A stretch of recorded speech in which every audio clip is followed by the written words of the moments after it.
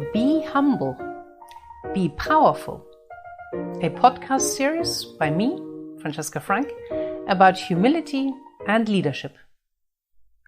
This podcast is about what benefits employees reap from a humble leader. Surely humility in a manager is pleasant. No shouting boss, no one whose ego proclaims employees' ideas as his or her own, no one who furiously condemns mistakes and fires you. But do such behaviors have measurable benefits? And actually, how can you measure them? Well, the answer will hardly surprise you. Yes, you can measure the benefits. The exact process goes like this. Researchers first get employees to evaluate their managers on the 12 sub-elements of humility that you heard about a while ago. The second step depends on what exactly is being tested. If it is employee satisfaction, then this is measured directly with questions asked of the employees. Then researchers calculate whether the leader's humility correlates with the employee satisfaction. In addition, they may take the attrition rate for the whole company and compare to the attrition rate for the humble managers. If creativity is the topic, researchers might have an experimental setup and then have external parties assess if the solutions found by participants in a setting with a humble leader are more creative than those from an unhumble leader. Of course, the external raters never know which group was in which situation. This is only uncovered later when the two data sets are merged. Thus, each study attempts to fathom, either in companies directly, in studies with MBA students, or through sophisticated experimental setups online or offline, what the effects of a humble leader are. Likewise, the studies try to probe whether these effects are actually triggered by the leader's behavior and are not simply random correlations. Those of you who have taken a course on statistics at some point in your life will remember what this is all about.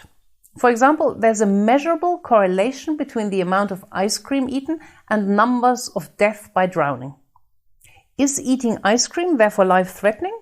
No, since there is no causality here. Instead, both events are linked to the fact that it is hot in summer. So people eat more ice cream, and likewise more people go swimming. If more people go swimming, more people will drown. In this way, researchers ensure that there's not a third element, like the summer in this example, that causes the results. It is also important to point out that it is often not the direct behavior that triggers an effect, but that there is a snowball effect due to a so-called moderator. Would you like an example? Let us assume that I have an employee and start to particularly appreciate him or her, praise the ideas and give positive feedback. If this employee now becomes more creative, this is probably not directly due to my praising him or her for a job well done. Instead, it is likely due to the psychological safety that he or she now feels in the daily work. That is, these employees begin to feel secure in their position, in their relationship with me, and this now enables them to think more freely, to take unusual paths, and to dare more. In the same way, my praise may strengthen an employee's self-efficacy. If I repeatedly emphasize how well this employee has overcome hurdles, how well they were able to solve something that at first seemed impossible, the more I strengthen their sense of self-efficacy. In other words, the perception that they will succeed and will also be able to solve difficult situations creatively. Conclusion? In this case, it is not directly my feedback or praise that is decisive then, but this very feeling of self-efficacy. The third point is, of course, that statistics is a game of large numbers. The measurable effect occurs in the group when I look at it as a whole. That is, not every single employee is going to behave differently as a result of changed leadership behavior. Period. Because maybe the individual employee does not like their own job and nothing I would do will make them more creative. Or the employee is simply weighed down by private matters and has no time at all to face the difficult tasks. In other words, if in these and the next few podcasts we hear something about effects, there is no guarantee that you will produce the desired effect in every employee by adopting similar behavior. However, you will of course increase the likelihood of these positive effects occurring in the totality of your employees. Now, enough of a preface. Let us look at one effect of a humble leader. As indicated in the example above, employees of humble leaders do indeed become measurably more creative. the psychological safety, the sense of self-efficacy, and the knowledge that the leader will not usurp good ideas as his or her own makes employees more likely and better able to solve problems and be creative. How does this happen in concrete terms? Firstly, through the freedom given by a manager who's not fixated on his or her own ego and need for control. On the other hand, through the fact that in a good atmosphere, conflicts can also be highlighted and dealt with. The struggle for a new idea, a new process, etc. is not a smooth ride. Instead, it is exactly that, a struggle, that must be carried out openly and comprehensively. In companies where this is not possible, good ideas get stranded and are not implemented. Half-baked ideas are pursued further and bad projects are not terminated in time. One interviewee summed this up wonderfully when he said, "When there are sparks flying in a meeting and there is shouting, then I'm satisfied and can go home. What is really bad is when everyone says, 'Good idea,' and secretly gives the middle finger." You only have to read the book by John Carreyrou entitled Bad Blood. It is about the company Theranos and its founder Elizabeth Holmes. She created such a vile culture of secrecy, pressure and prohibition, supplemented by regular firing of employees who were too critical.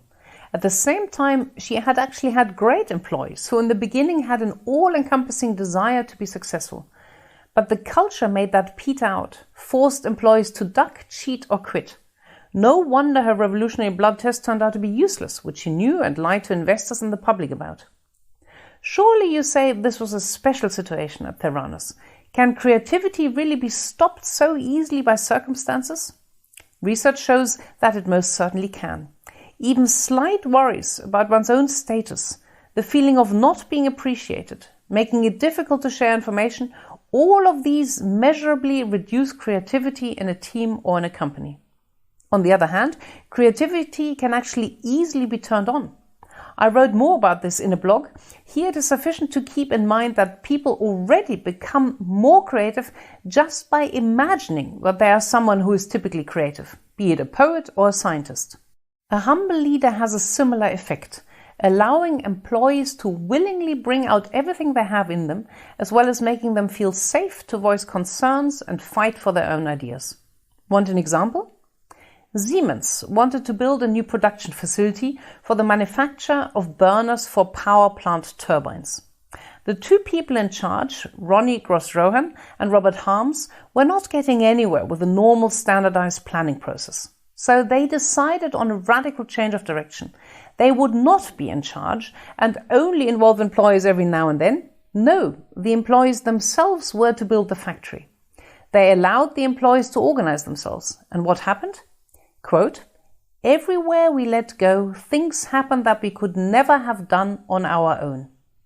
Employees who had previously done their work silently at their grinding machine for 20 years suddenly joined in vociferously, stood up for their ideas and took responsibility in discussions about manufacturing design and six-figure budget issues.